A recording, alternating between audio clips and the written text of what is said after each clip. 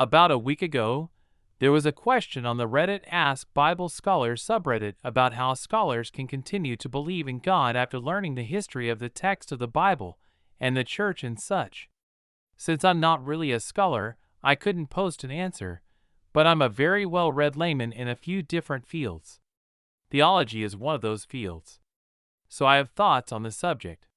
One of the things that I can say from my own experience is that the belief that I have in any field always evolves quickly at first, then gradually settles into a more stable, some might even say more mature and nuanced belief.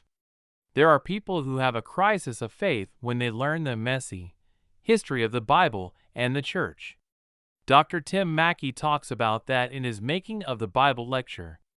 As he kind of hints in there, some people are scandalized by the image they see, and others, like Dr. Mackey himself and me, find that every new insight leads to a deeper and more profound understanding of God. Sometimes, religion or religion-adjacent fields can be hot topics, so I can use linguistics as an example before diving into religion. There was a time when the only language I knew was English. Then I had the brilliant idea of learning Hebrew and Greek to make my own translation of the Bible. The belief that I had in linguistics at that point is more what I would now call a belief in ciphers rather than languages. At the time, I would have objected to that description, but looking back on what I believed about languages at that time, the images I had in my head were closer related to what a cipher is than what a language is. For example, it was a mild shock learning that Hebrew doesn't have a separate word for the, but rather uses a prefix, and then that Greek has about a dozen different words for the, depending on context, and then that neither language has a word for a at all, and that neither Biblical, Hebrew nor Greek have a word for of, but rather indicate that thought by changing the form of the word. I lurk in a few Hebrew learning groups both on Reddit and on Facebook, and every so often someone that's brand new says they need to know the word for of, or how a single word like Bereshith can become 3 words in English or similarly. Silly things. Of course, those questions aren't silly to the one asking them, and they didn't feel silly to me when I began my linguistic journey. This has impacted the way I look at contemporary ideas. When the pronouns debate was heating up 15-ish years ago, I found a recording of ESL college students weighing in on the subject. On the one hand were students whose mother tongue didn't have gender-distinguished pronouns at all, like Turkish, and they essentially said, I already had to learn to call some people he and others she, which is weird, and now I've got to learn Z just because. Then, on the other side, you had the Japanese and Greek students saying, so you're going from 3 to 4 or 5? You mean I don't need to learn a dozen? Sold. How can people complain about the difference between 3 and 4 anyway? And as someone with a little linguistics under my belt, I said, oh, those are both interesting insights. When I'm talking to people with a little curiosity about linguistics, I can summarize that conversation with, the Turkish students complained that Z makes English harder. The Japanese students said it was still too easy. People with less interest in linguistics need me to flesh that out. Some of them become scandalized about the prospect of translation when they learn what I know. Others don't. My experience with theology has been similar. There are a lot of things that I can look back on and think, oh wow, I was rather naive back then. An example that is evergreen in American politics is the Genesis Days debate. There was a time when I honestly and sincerely thought that there was only one way to look at it. But then I read more of the Church Fathers and more on the development of the debate, and now the fact that Origen, Augustine, and Aquinas all felt that the days were metaphorical, that none of the educated theologians in most of the world ever saw a conflict as Darwin's theories advanced, and that there are specific elements of the text that connect to ancient Near East poetic elements leave me less convinced that this is the case. It has been said that academic progress is made one gravestone at a time. Thoughts about religion have progressed, and much like other fields they've gone through times of progress and decline, as guidance from experts has led to flourishing and ruin.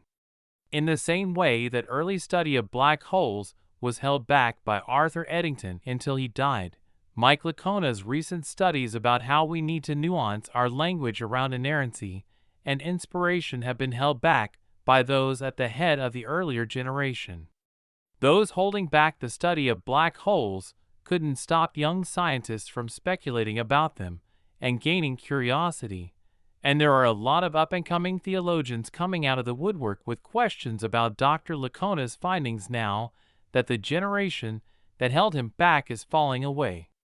Just as those physicists didn't stop believing in relativity, but rather nuanced their belief more finely than their forefathers, the new up-and-coming theologians haven't stopped believing in a divinely authoritative text, but rather nuanced their beliefs more finely than their forefathers.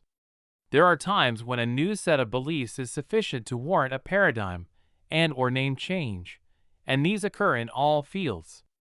Thus the switch from alchemy to chemistry, Newtonian gravity to relativity, medieval Catholicism to Protestantism and modern Catholicism, etc.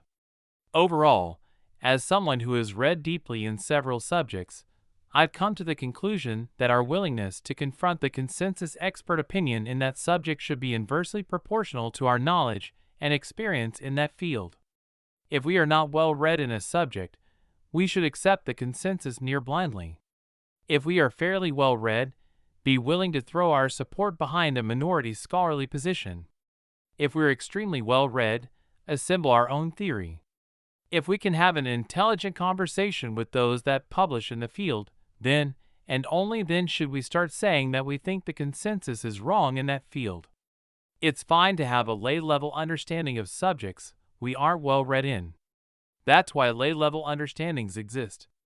At the same time, I think that as we develop a more nuanced understanding, we need to recognize that our earlier, naive belief was bound to have problems that were long ago worked out by those more sophisticated than us. I've been saying for years that the term inerrancy is much more nuanced than what most lay-level people are aware of, and now Dr. Licona's new popular-level book challenging the simplistic view of inerrancy and suggesting we use a different term is making a lot of waves. It's not that I was there first. I read the same things Dr. Licona did. It's not that extreme of a conclusion when you look at all the data. But there was a time when I was that naive, too, so I understand the conflict and the debate. Someone better read in biology than me suggested to me that the view of inerrancy Dr. Licona is arguing against is like the view of evolution, that a single organism can be forced to evolve multiple generations worth. To which I said, can it? They do that kind of thing all the time on Star Trek. Is Star Trek wrong? I guess that Star Trek is wrong. I'm not really sure if that's a less divine view of Scripture. It's a more developed sense of what a divine Scripture means. But if biologists can believe that a single organism can't be evolved a million years, like pop sci-fi says, and we don't call that a disbelief in evolution, then I can believe in God working through men in history by using the writing techniques and skills of their day, and it's not a disbelief in the divine authority of Scripture. They complain that I'm comparing their biology to Star Trek. I complain that they're comparing my biology to Family Circus. At least my source has real actors.